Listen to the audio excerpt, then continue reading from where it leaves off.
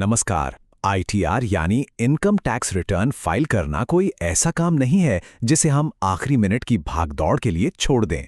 एक छोटी सी चूक या गलती भी आपको महंगे डिफेक्ट नोटिस और भारी जुर्मानों में फंसा सकती है। एक प्रोफेशनल टैक्स सलाहकार होने के नाते आज के इस एक्सप्लेनर में मैं आपको वो सब बताऊंगा जिससे आपका रिटर्न बिना किसी परेशानी के एकदम स्मूथली प्रोसेस हो सके। तो चलिए इस उलझन को सुलझाते हैं। आज के इस एक्सप्लेनर का हमारा एजेंडा कुछ इस तरह रहेगा। सबसे पहले सलाहकार की टैक्स ब्रीफिंग, फिर हम देखेंगे पहचान और प्रशासनिक त्रुटियां, उसके बाद आवश्यक आय मिलान के कदम, फिर प्रक्रियात्मक नियम और खुलासे, और आखिर में वित्तीय अनुपालन और समय सीमाएं।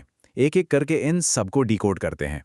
तो चलिए बिना किसी देरी के शुरू करते हैं हमारा पहला सेक्शन, सलाहकार की टैक्स ब्रीफिंग। देखिए, एक बहुत ही जरूरी बात हमेशा याद रखिए। टैक्स रिटर्न में जल्दबाजी अक्सर एक बहुत ही आसान सी फाइलिंग को महंगे डिफेक्ट नोटिस में बदल देती है। धैर्य और सटीकता यानी पेशेंस और एक्यूरेसी, यही इनकम टैक्स डिपार्टमेंट की जांच से बचने का आपका सबसे बड़ा हथियार है।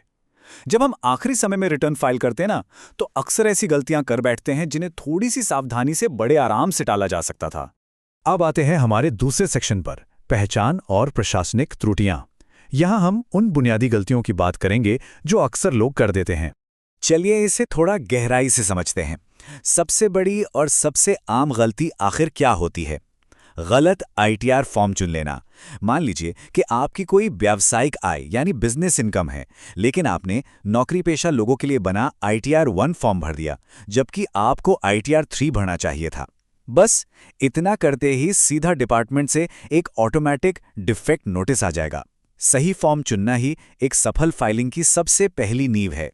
एक और बहुत बड़ा कंफ्यूजन जो होता है वो है फाइनेंशियल ईयर और असेसमेंट ईयर के बीच। ध्यान दीजिए, अगर आपने फाइनेंशियल ईयर 2025-26 में इनकम कमाई है तो फाइल करते वक्त आपको सही असेसमेंट ईयर 26-27 चुनना होगा।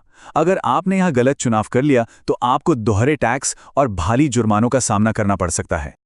अपने टैक्स रिटर्न को ना एक बड़ी सी पहेली की तरह समझिए। आपका नाम, आधार, जन्म तिथि, आपका सटीक बैंक अकाउंट नंबर और आईएफएससी कोड, ये उस पहेली के वो किनारे वाले टुकड़े हैं जिनका बिल्कुल परफेक्टली मैच होना अनिवार्य है। आपको ये पक्का करना होगा कि ये सारे डिटेल्स ऑफिशियल पैन डेटाबेस से पूरी तरह मेल खाते हों। बैंक डिटेल में एक सिंगल नंबर की गलती भी आपके टैक्स रिफंड को अटका सकती है।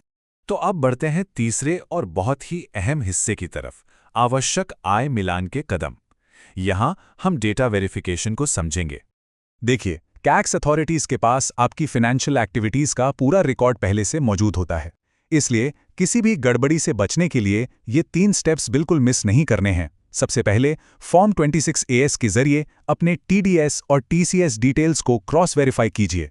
दूसरा, AIS यानी एनुअल इन्फॉर्मेशन स्टेटमेंट को बहुत ध्यान से चेक करें।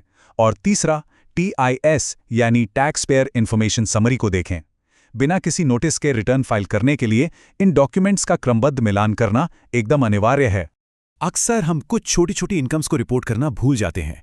जैसे अगर आपने साल के बीच में जॉब बदली है तो अपने अलग अलग एम्प्लॉयर्स के सभी फॉर्म 16 की इनकम को एक साथ जोड़ना जरूरी है। एक और बात, NSC यानी नेशनल सेविंग सर्टिफिकेट्स पर मिलने वाला ब्याज पूरी तरह से टैक्सेबल होता है, भले ही आपने सेक्शन 80C में छूट ली हो।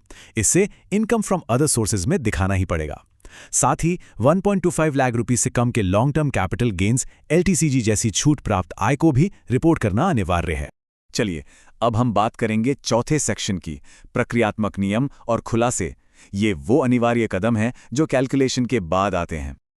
ये जो 30 का आंकड़ा है ना, इसे बिल्कुल रट लीजिए। सिर्फ रिटर्न फाइल कर देना ही काफी नहीं होता है। फाइल करने के बाद आपको अपने आईटीआर को आधार OTP, नेट बैंकिंग या EVC के जरिए वेरीफाई करने के लिए सिर्फ 30 दिनों का सख्त टाइम मिलता है। अगर आपने ये डेडलाइन मिस कर दी तो आपका भरा हुआ रिटर्न पूरी तरह से इनवैलिड हो जाएगा, बिल्कुल ऐसे जैसे आपने कभी रिटर्न भरा ही ना हो। जो लोग हाई नेटवर्थ इंडिविजुअल्स हैं या जिनकी विदेशों में कोई संपत्ति है, उन्हें खास ध्यान देना चाहिए।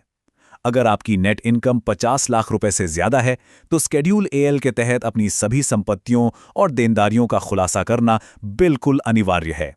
इसी तरह अगर आपकी कोई भी विदेशी संपत्ति या बैंक खाता है तो उसकी जानकारी शेड्यूल FA में देनी ही होगी, फिर चाहे वो इनकम भारत में टैक्सेबल हो या ना हो।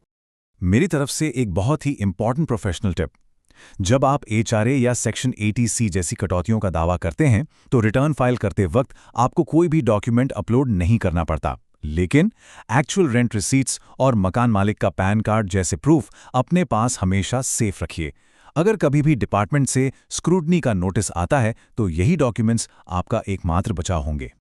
अब आते हैं हमारे आखिरी और सबसे जरूरी सेक्शन पर, वित्तीय अनुपालन और समय सीमाएं। यहाँ डेडलाइंस और पेनल्टीज की बात होगी। एडवांस टैक्स कोई चॉइस नहीं है, ये एक सख्त कंप्लायंस है। अगर आपकी टैक्स लायबिलिटी एक तय लिमिट से ज़्यादा बनती है तो आपको इसे 4 शेड्यूल किश्तों में चुकाना होता है। अगर आप इसे इग्नोर करते हैं या डिपार्टमेंट के नोटिस को अनदेखा करते हैं तो तैयार रहिए हर महीने 1% का भारी ब्याज दंड भरने के लिए। थोड़ी सी प्लानिंग से आप इस बड़े नुकसान से आसानी से बच सकते हैं। अगर आप डेडलाइन मिस करते हैं तो सीधा आपकी जेब पर असर पड़ता है, और वो है ये 5,000 रुपए का अमाउंट। इंडिविजुअल्स के लिए 31 जुलाई और नॉन ऑडिट बिजनेस के लिए 31 अगस्त की डेडलाइन होती है। अगर आप ये तारीखें चूक गए तो सेक्शन 234F के तहत सीधे 5,000 रुपए तक की लेट फाइलिंग फीस भरनी पड़ेगी। लेट फाइलिंग का एक ऐसा छिपा हुआ और बड़ा नुकसान है जो शायद आप नहीं जानते होंगे। देर से रिटर्न फाइल करने वालों को ऑटोमेटिकली नई टैक्स रिजीम यानी न्यू टैक्स रिजीम में शिफ्ट कर दिया जाता है। इसका सीधा मतलब यह है कि आप पुरानी टैक्स रिजीम यानी ओल्ड टैक्स रिजीम को चुनने और उसमें मिलने वाले सारे डिडक्शंस का फायदा उठाने का अपना हक हमेशा के लिए खो देते हैं। तो आखिर में अपने आप से ये सवाल जरूर पूछिए, क्या महज सबमिट बटन दबा देने से आपका टैक्स रिटर्न पूरा हो जाता है? जी बिल्कुल नहीं। एक टैक्स रिटर्न सही मायने में तभी पूरा होता है जब उसका हर एक डेटा पॉइंट ऑफिशियल रिकॉर्ड्स के साथ पूरी तरह से और सटीक रूप से मैच करता हो। मुझे उम्मीद है कि इस एक्सप्लेनर के बाद आप अपने टैक्स डॉक्यूमेंट्स को बहुत बारीकी से चेक करेंगे। एक्यूरेसी बनाए रखें, डेडलाइंस का सम्मान करें और हमेशा स्ट्रेस फ्री रहें।